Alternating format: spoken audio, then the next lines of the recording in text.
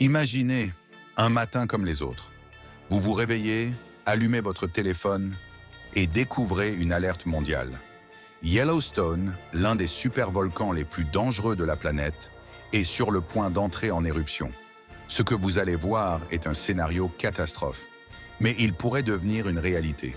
Tout commence par des signaux imperceptibles. Sous la surface du parc de Yellowstone, la Terre gronde. Les scientifiques, eux, ont les yeux rivés sur leurs écrans. Les sismographes s'affolent. Les informations explosent sur les chaînes de télévision et les réseaux sociaux. La panique commence à se propager. Les habitants de la région ne veulent en prendre aucun risque. Les routes sont saturées. Des kilomètres d'embouteillage s'étendent à perte de vue. Certains abandonnent leurs véhicules et partent à pied. La peur est palpable. Pendant ce temps, sous la croûte terrestre, la pression devient critique. Les satellites détectent un gonflement alarmant du sol. Les sismologues sont formels, l'éruption est inévitable. Le gouvernement tente d'évacuer des millions de personnes. Mais comment évacuer autant de monde en si peu de temps? Les gares et les aéroports sont pris d'assaut.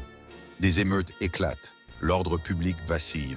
Puis, c'est l'impensable. Une explosion titanesque secoue le sol.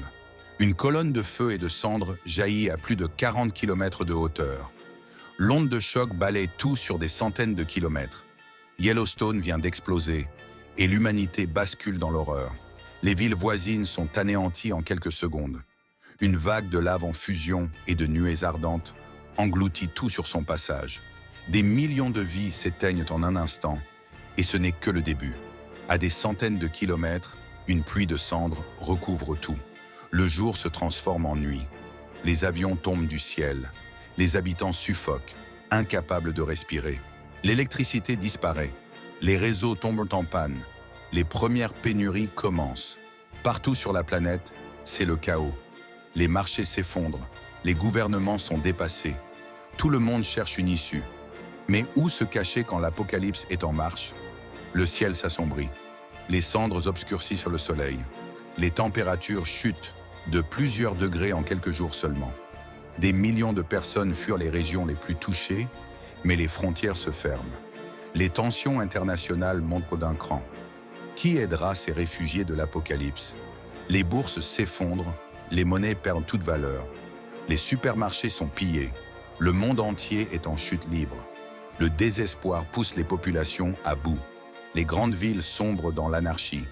Des groupes armés prennent le contrôle des ressources. Les températures chutent encore. Les cultures agricoles sont anéanties. La famine menace chaque coin du globe. Sans soleil, sans chaleur. Comment survivre? Des millions de personnes marchent vers des terres plus hospitalières. Mais les routes sont dangereuses. Les frontières, infranchissables. Les grandes villes sont désormais des ruines recouvertes de cendres. Les océans sont empoisonnés. Les animaux meurent en masse.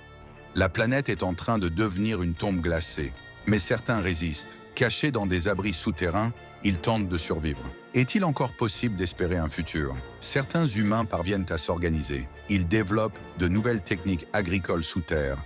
Sans technologie avancée, les survivants redécouvrent des méthodes de survie ancestrales. Après des décennies, la nature commence à guérir. Une nouvelle génération voit enfin la lumière du jour. L'humanité a frôlé l'extinction, mais une nouvelle ère commence.